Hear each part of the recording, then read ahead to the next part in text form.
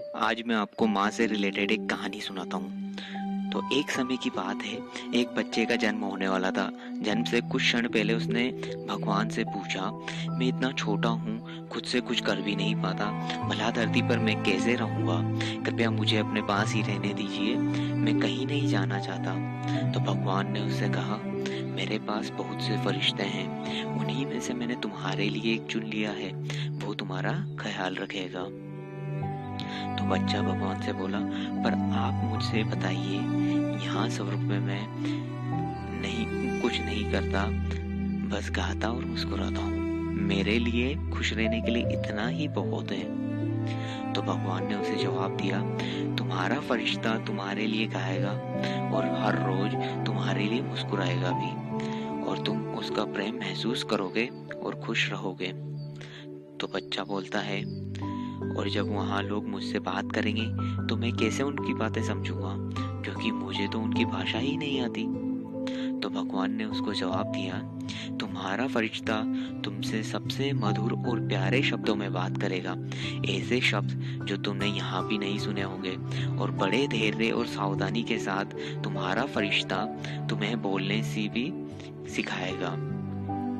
तो बच्चा बोलता है, और जब मुझे आपसे बात करनी हो तो मैं क्या करूँगा?